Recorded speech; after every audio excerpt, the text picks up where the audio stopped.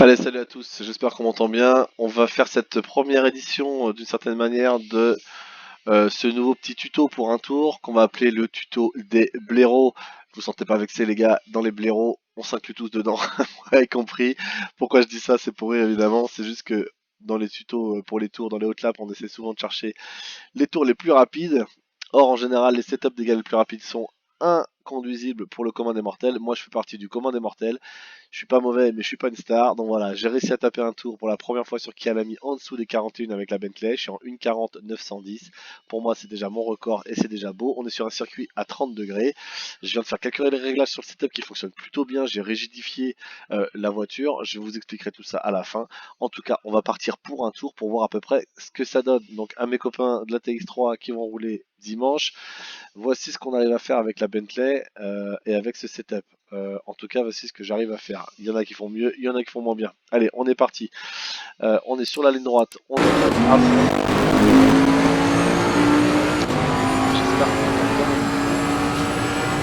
C'est pas trop bas. On va aller chercher. Ouais. Attendez, je vais faire un truc. Je vais aller baisser juste le son d'assez tôt parce que je sens que le jeu va être trop fort. Allez, donc on est à fond, pleine balle. On va freiner juste avant les 100 mètres. Clac, juste avant les 100 mètres, 105 mètres à peine. On est en première, on prend bien le virage et on accélère dès qu'on peut. Là, j'accélère un petit peu trop tôt, si bien que je m'écarte trop sur la gauche, sur la droite, pardon. Et là, l'enchaînement est un tout petit peu difficile. On freine ici, c'est un virage technique. Vous voyez, il faut le prendre avec un maximum de vitesse. Pas très facile. On va repasser l'enchaînement parce que c'est un enchaînement qui est déjà assez important. Donc là, le freinage au 100 mètres, on va bien prendre la corde. Et là, j'aurais dû tourner encore un petit peu et j'ai accéléré un tout petit peu trop tôt. C'est bien que j'ai pas réussi à garder. Vous voyez, j'ai fait un petit coup de volant sur la droite, j'ai pas réussi à bien garder la voiture. J'ai eu peur qu'elle tourne de trop. Et résultat, je me retrouve un peu loin. Et là, dans mon enchaînement, je tourne trop fort ici. Et vous voyez, la voiture, je suis pas parfait là. Je glisse un peu, je perds un peu de vitesse. Alors là, le virage le plus compliqué dans ce début de tour, on va venir freiner assez droit finalement. Et ce qui est très important, c'est de garder un max de vitesse et de prendre le vibreur sur la gauche tout en ayant de la vitesse et si possible un peu d'accélération pour stabiliser la voiture. Ce qu'on veut pas, c'est ne pas accélérer à ce moment-là et réaccélérer derrière parce que c'est là qu'on va partir en tête à queue potentiellement, qu'on va perdre l'arrière. Si on arrive trop lentement dans le virage, vous voyez ici, donc on va freiner, on va bien à l'extérieur, on va chercher la corde. Ici, il faut garder de la. En fait, il faut que la voiture elle glisse tout le temps. Il faut qu'on ait l'impression que la voiture soit toujours en appui sur les pneus à droite, de façon à ce que quand on réaccélère, en fait, elle va pas partir davantage. On va juste pouvoir, elle va juste glisser un petit peu, mais c'est tout.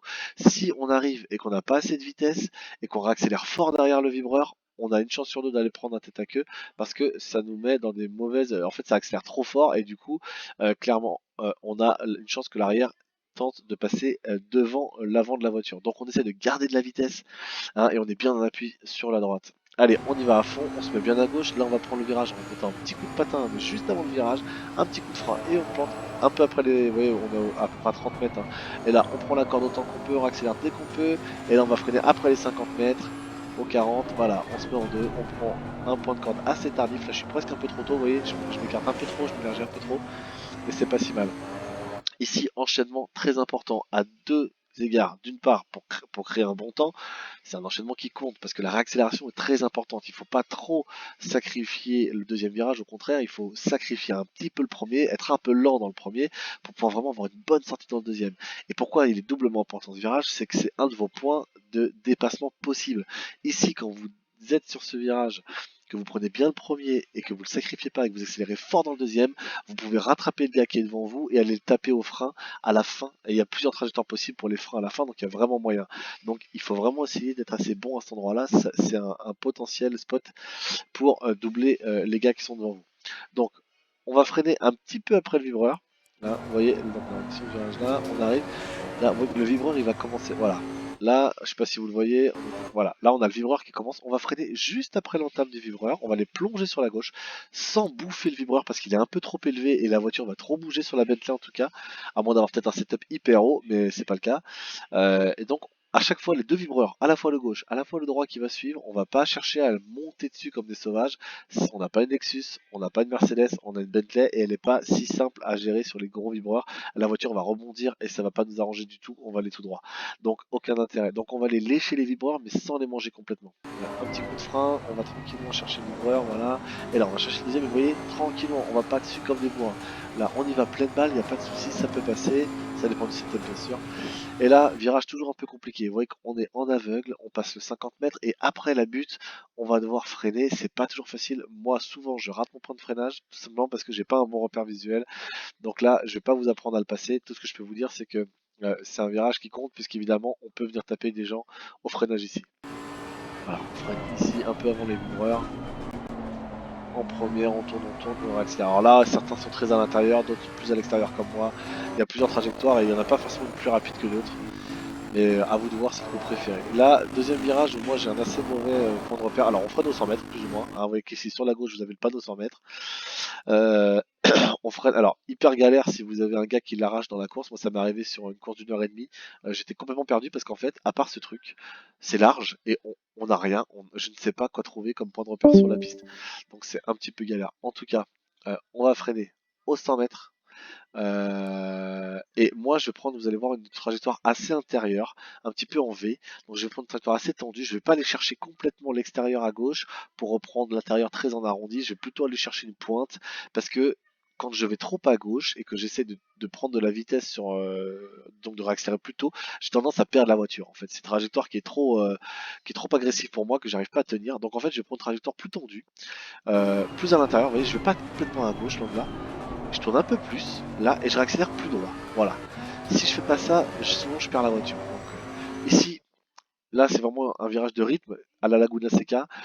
On va attendre de passer le petit vibreur qui est juste là, juste ici. On va le passer sur 5 ou 10 mètres et on va lancer la voiture sur la droite complètement. Un tout petit coup de frein et on lance la voiture sur la droite et on accélère dès qu'on peut. Le but c'est vraiment d'aller lécher le vibreur en saucisse qui est sur la droite.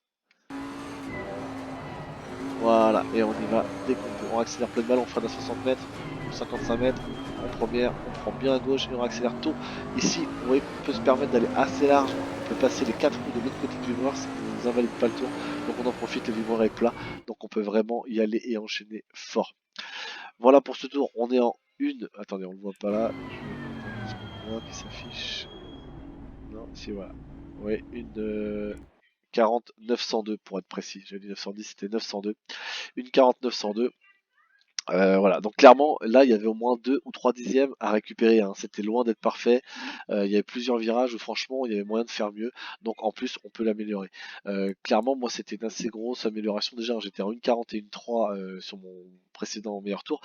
J'ai fait des réglages sur la suspension, je les ai. Alors, les suspensions en elles-mêmes, non, mais j'ai fait des réglages sur les ARB, les barres anti-roulis, je les ai beaucoup durcis. Et en fait, je me rends compte que c'est un circuit, on est toujours en appui, toujours sur la gauche ou sur la droite. Et c'est vrai qu'en fait, la Bentley, elle apprécie du coup d'être plus rigide. Parce qu'en fait, les suspensions, pour qu'elles soient bien sur Motec, elles sont assez souples sur ce circuit. Et du coup, je pense que ça fait du bien de rigidifier l'ensemble avec les barres anti-roulis. Et clairement, j'ai gagné de la directionnabilité, c'était un truc de fou. Quand j'ai changé le setup tout de suite sur les enchaînements de virages, genre sur le T1, j'ai gagné genre 30-35 centièmes sans vraiment gros efforts, quoi. Donc vraiment un gros gain sur le setup sur ce circuit. Je pense qu'il y a quasiment, ouais, il y a quasiment 3-4 dixièmes complets qui sont vraiment pour le setup.